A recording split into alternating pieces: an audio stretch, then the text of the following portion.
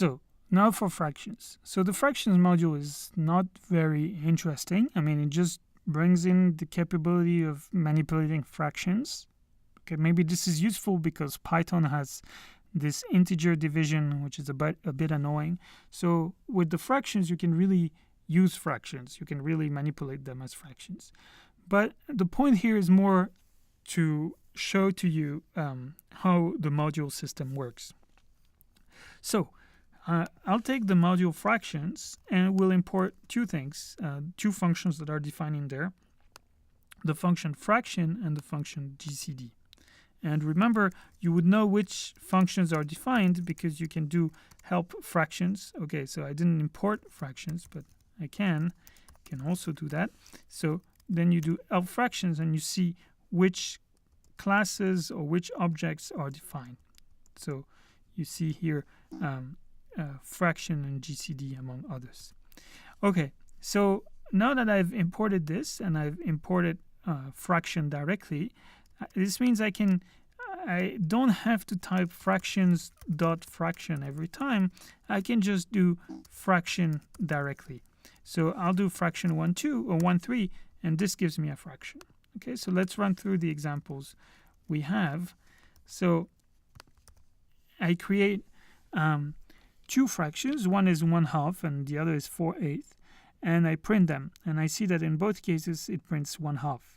And I can check whether they are true, they are equal, and they are equal. This is true. And you see that if you don't pass two arguments but just one, it's assumed to be an integer.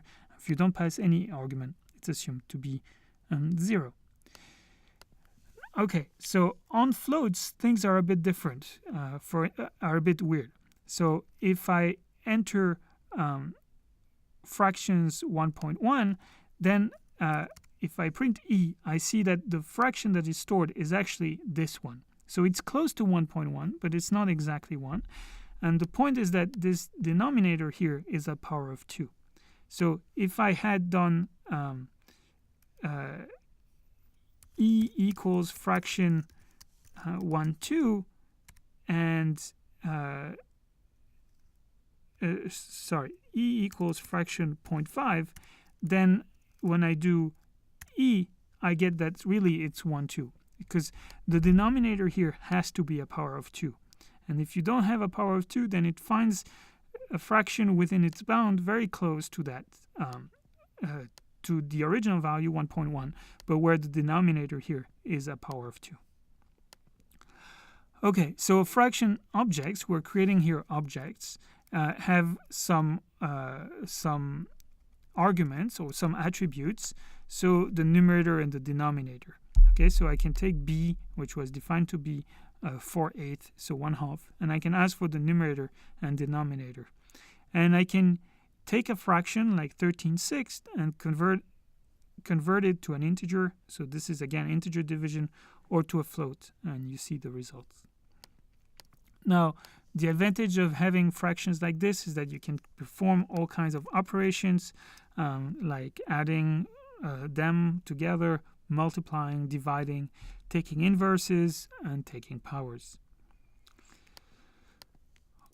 You can also do operations with a float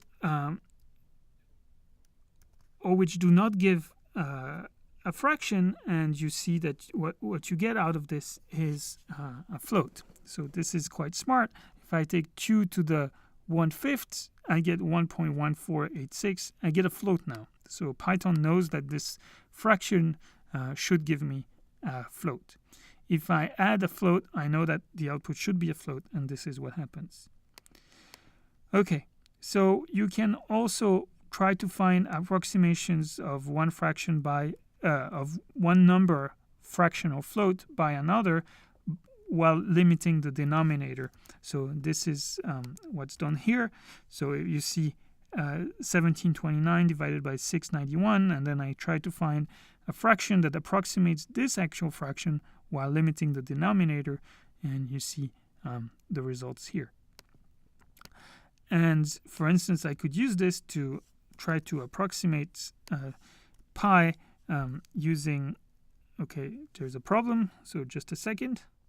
The problem was simply that I didn't add those brackets here, but if I do, then I can see a successive approximations for pi while limiting the denominator by powers of 10. So first I approximate with 3, then 22/7, then 311 99th, and then 355 113th.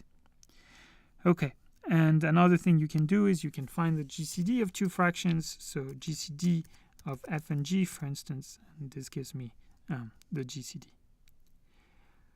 All right, so the point was here to really just introduce fractions and not